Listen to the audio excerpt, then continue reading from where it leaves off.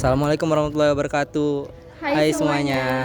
Kami dari kelompok 3. Di sini kami akan menjawab pertanyaan dari tugas UAS Manajemen Keuangan.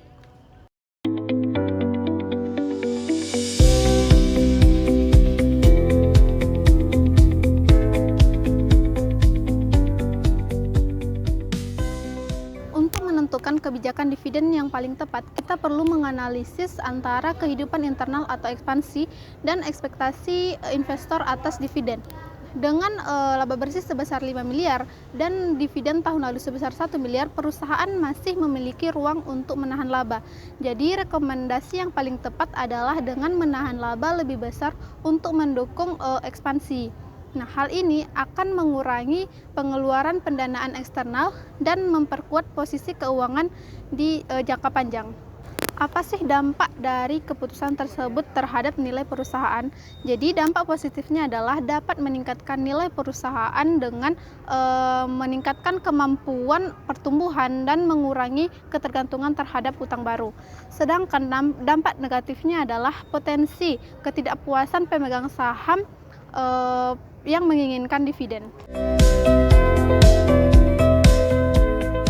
Perusahaan saat ini memiliki struktur modal 67% ekuitas dan 33% utang. Untuk menurunkan biaya modal dan meningkatkan nilai perusahaan, maka kita perlu mempertimbangkan porsi utang secara strategis.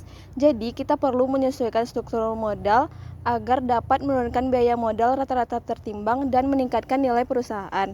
Lalu, risiko yang perlu kita perhatikan yang pertama yaitu risiko kebangkrutan. Kenaikan beban bunga bisa meningkatkan risiko kebangkrutan dan menurunkan peringkat kredit jika tidak diiringi oleh arus kas operasional yang kuat. Penyesuaian struktur modal perlu dilakukan secara hati-hati dengan analisis mendalam untuk menemukan titik optimal yang meminimalkan biaya modal rata-rata tertimbang, tanpa membebani perusahaan dengan risiko yang tidak terkendali, terutama mengingat rencana investasi besar di masa depan. Kemudian yang ketiga yaitu strategi mengendalikan risiko keuangan saat meningkatkan proporsi hutang. Untuk meningkatkan proporsi hutang tanpa menambah risiko keuangan secara berlebihan, perusahaan dapat menerapkan beberapa strategi berikut. Yang pertama yaitu menggunakan utang secara produktif.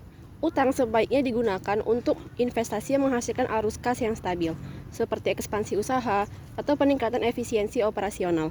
Yang kedua yaitu menjaga rasio keuangan tetap sehat. Perusahaan harus memantau rasio seperti debt to equity dan interest coverage ratio agar tetap dalam batas wajar dan mencerminkan kemampuan membayar utang.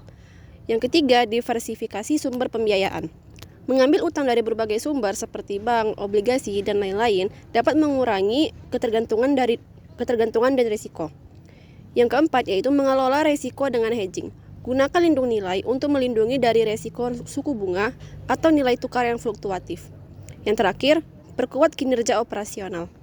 Arus kas yang kuat dari kegiatan usaha akan membantu perusahaan membayar utang dengan lancar. Beberapa hal yang harus diperhatikan yaitu pertama ada ROE atau Return on Equity dan ROIC, Return on Invest Capital. Itu untuk melihat seberapa perusahaan dalam memakai modal yang dimiliki dan berapa banyak nilai yang mereka hasilkan dari modal tersebut. Terus yang kedua ada debt to equity ratio dan interest coverage ratio. Itu untuk buat mengukur seberapa besar risiko keuangan perusahaan dilihat dari seberapa banyak utang dibandingkan modal itu sendiri dan kemampuan mereka untuk bayar bunga hutang. Yang ketiga ada dividend payout ratio dan dividend yield. Itu untuk buat menilai apakah perusahaan konsisten kasih dividen dan seberapa menarik dividen itu untuk investor. Terus ada PBV atau price to book value dan PER, price to earning ratio. Ini ngasih gambaran gimana pasar memandang nilai kinerja perusahaan, apakah sahamnya dianggap mahal atau murahnya dibandingkan nilai dan keuntungannya. Rekomendasi yang pertama adalah visualisasi data dan skenario. Gunakan grafik dan proyeksi keuangan yang membandingkan berbagai skenario.